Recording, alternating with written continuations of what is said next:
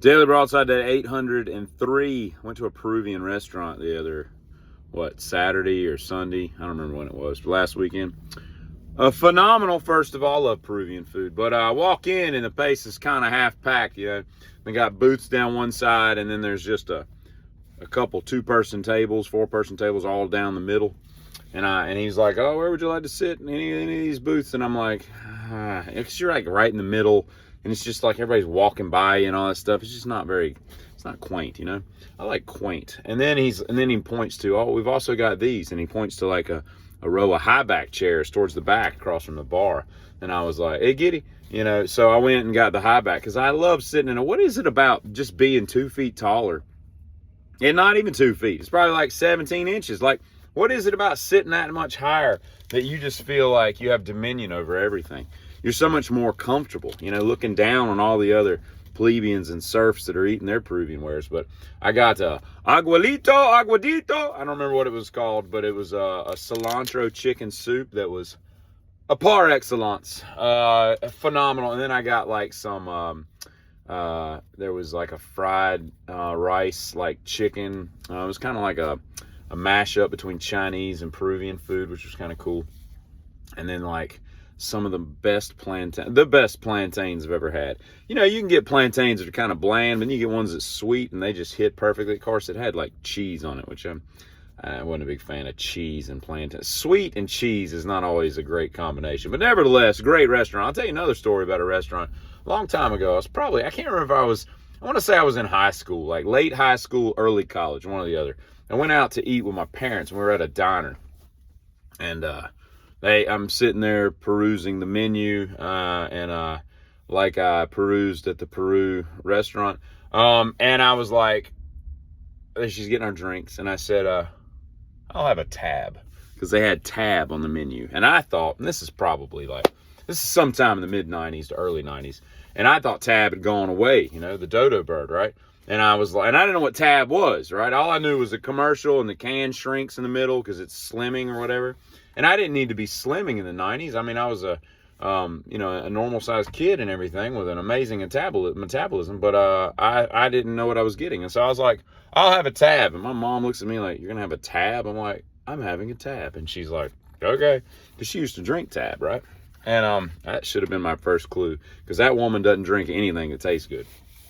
It's all like black coffee, just nothing. Anyway, so they bring the tab out, and I'm ready to drink my tab. Oh God, I didn't know it was a diet drink, but that stuff it's worse than Diet Coke and Diet Pepsi.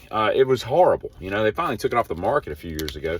Who was still buying tab? I don't understand where the tab came from. The tab was part of the 80s. The 80s were different for men and women, because women. Y'all had your whole business out there, y'all strong enough for a man, made for a woman's secret deodorant, and your Calgon, take me away, your oil of Olay, getting all your wrinkles gone, that little wrinkle thing women get on their chest when they get old, where it's just, and you can put a little oil of Olay on there to maybe prevent it, but it probably doesn't. You got Summer's Eve, makes me feel fine. You're talking about your douching and your deodorant.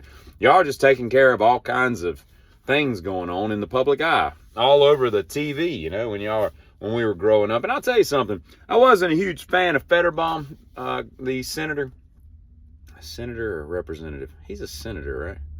Pennsylvania. I think he's a senator. Yeah, Senator Fetterman. I'm beginning to think I like the cut of this guy's jib more and more every day. I'm beginning to think more people in Congress need to have a stroke, because that dude seems to have some conscience cleared.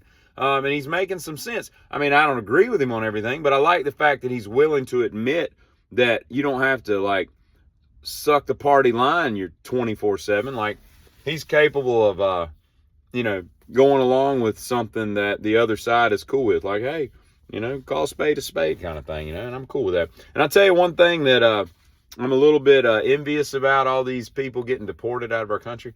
And by the way, it's not just a bunch of Mexicans that we're deporting. Like, I don't know why the media, that's all the media is showing. But I'm going to tell you, there's people from China, Haiti, all kinds of African nations, South America, like they're everywhere. It's not just a bunch of Hispanics. It's all kinds of people that have come into this country in the last few years.